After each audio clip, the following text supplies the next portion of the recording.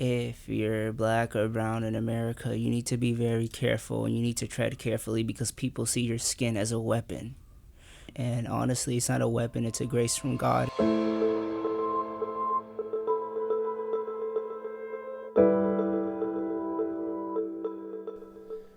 This podcast contains mention of self-harm and racial discrimination. If you are in distress, call or text 988 for 24-hour support.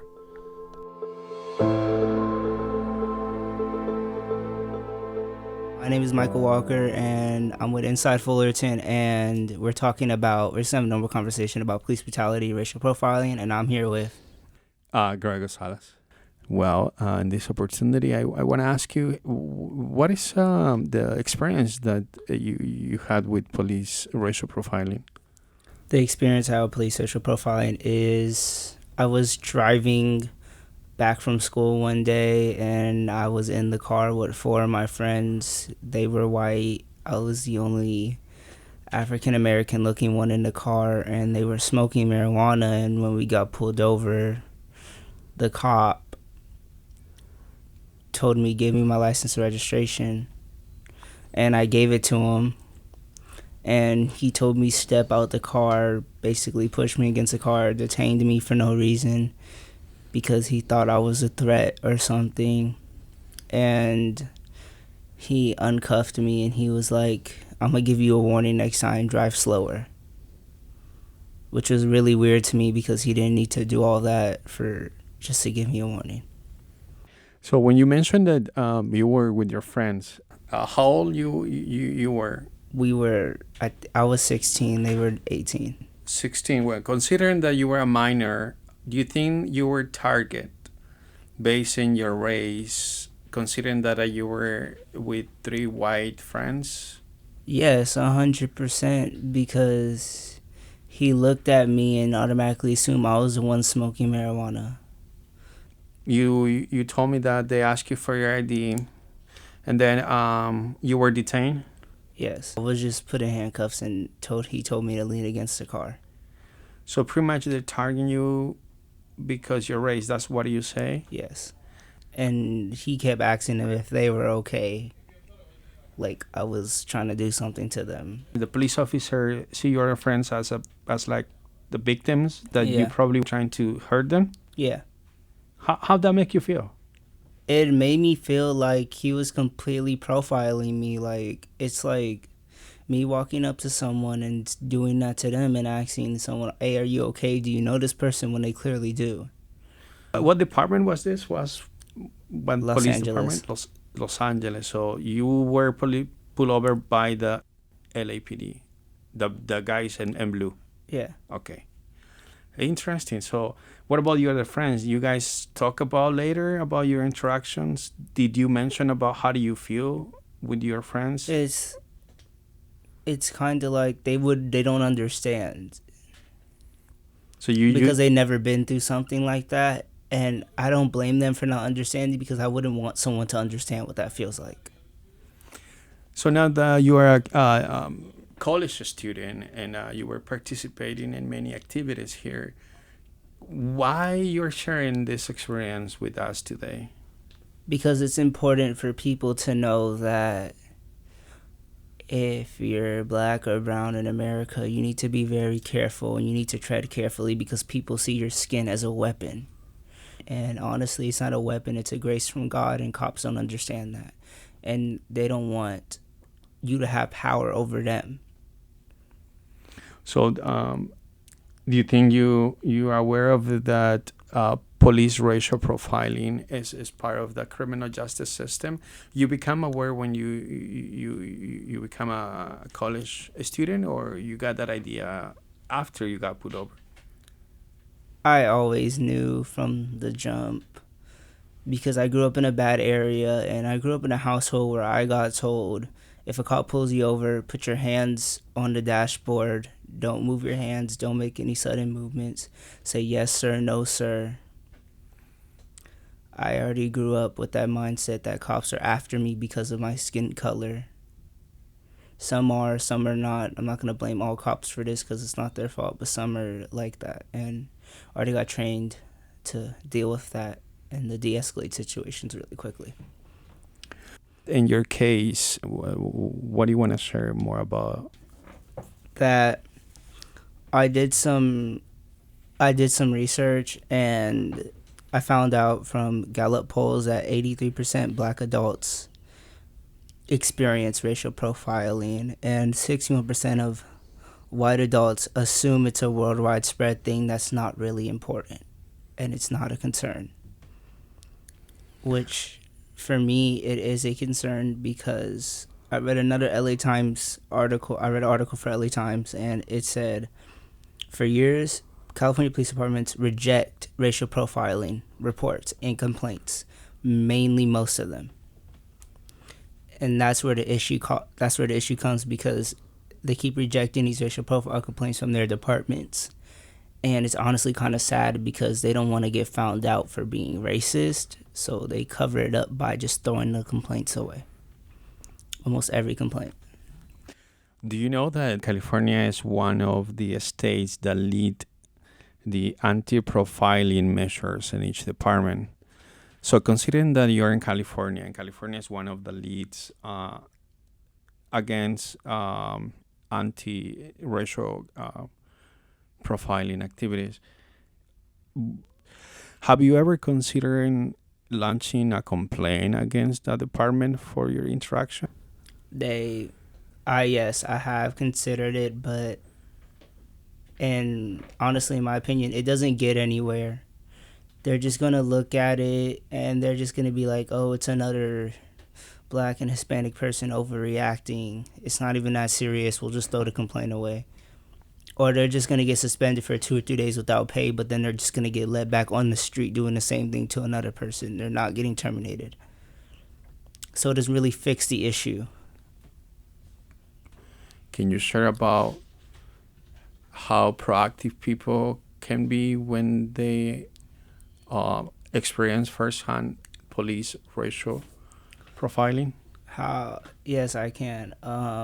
This is what you should be doing. If it's more proactive, you should be complying. Even when they start to get aggressive with you, don't show aggression back. Just comply, because the moment you show any sight of aggression back towards them, that's something they can book you with assaulting an officer. And your complaint goes out the window because they can say you started it.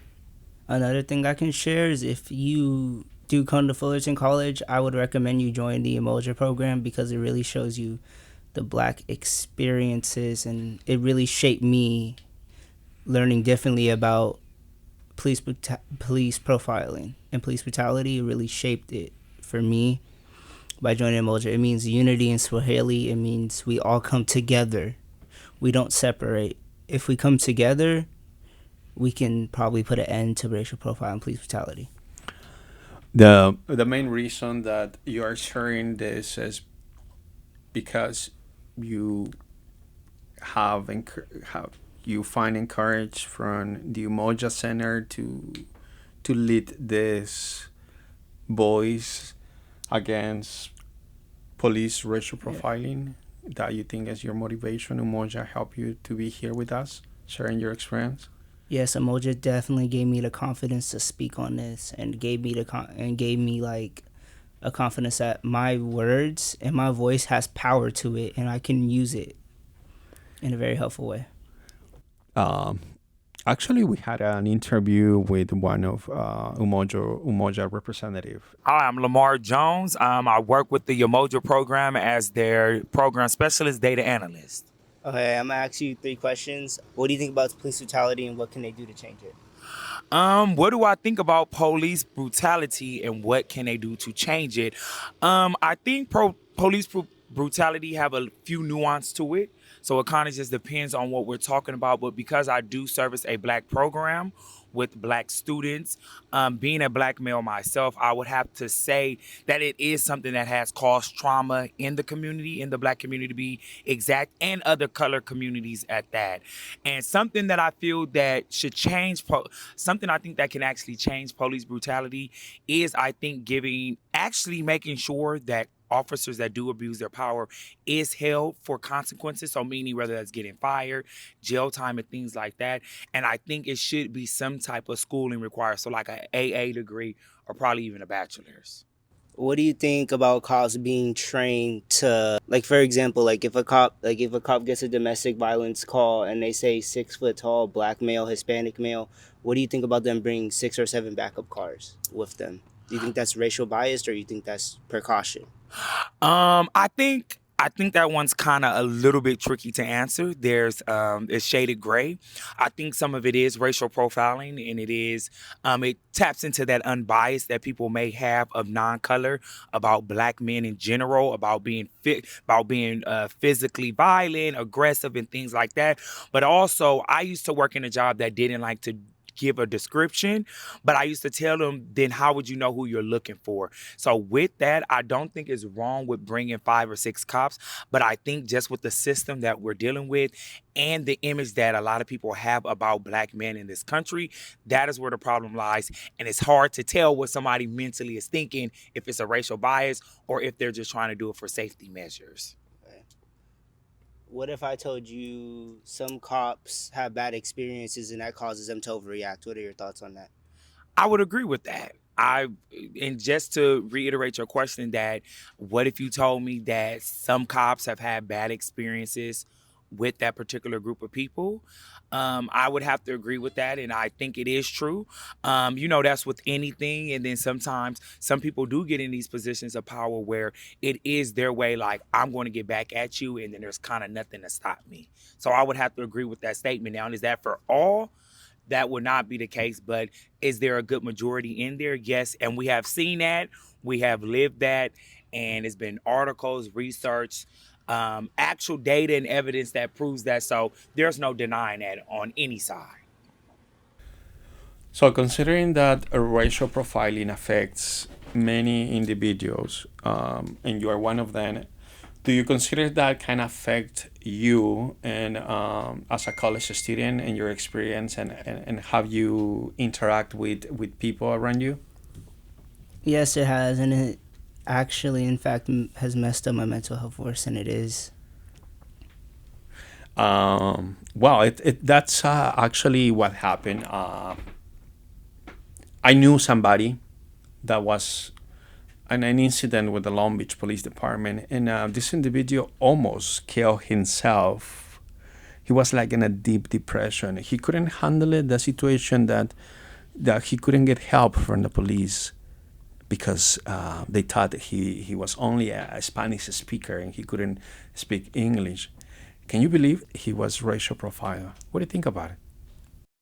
I was in a similar situation myself, because it's actually crazy, because the moment, so I got pulled over another time and he was just extremely racist or whatever. Kept asking me like, oh, like, what are you doing here? Are you on probation or on parole? And I was just chilling. I was just getting racial profiled.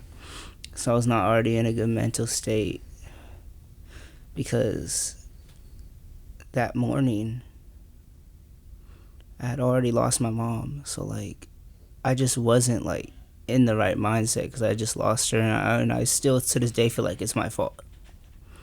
So again, like I said before, mental health can lead you to have like reactions that you don't want to have.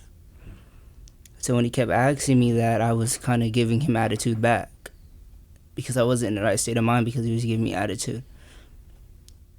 So you based on your first experience with law enforcement, your second experience with the police officer was not the same way. You were more aggressive. You were like more like defensive against this officer. You were not more amicable, because the way they make you feel that you were a target. So you see now every police officer that they are targeting you, you don't see them friendly anymore?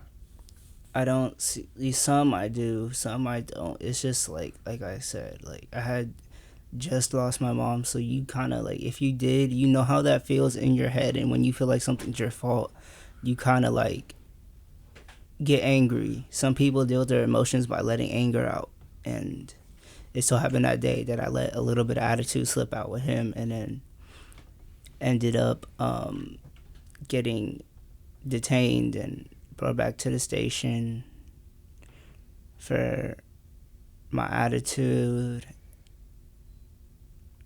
And I think they tried to call it obstruction of justice because they were trying to do something, and I would let them do it. So that's why they took me in. And I explained everything to them. Like I just told you, I had just lost my mom. That's why I reacted that way. Like, I didn't even hit you. I just literally told you, no, I'm not giving you my license registration when I did nothing wrong. That's all I told you. And then you pulled me out the car and then took me down the station for no reason. So your first experience with the law enforcement was they detained you, they asked questions on the scene, on the place, but your second experience was not amicable as the first, Yeah. and you ended up at the station detained or arrested. Detained. So, and do you think the way you acted or your attitude against the officer was different from the first time? Yes, it was different, and I realized that, yes, it was racial profiling, but I also played a part in it too by giving attitude when I could have just stayed calm and dialed the whole situation down.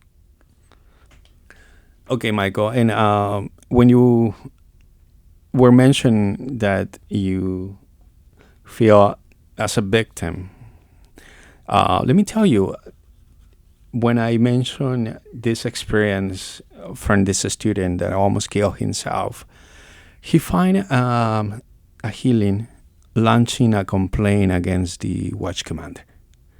So pretty much he complained about his situation with the superiors of the Long Beach Police Department. And doing that, he find a healing. He started finding ways to tell his story.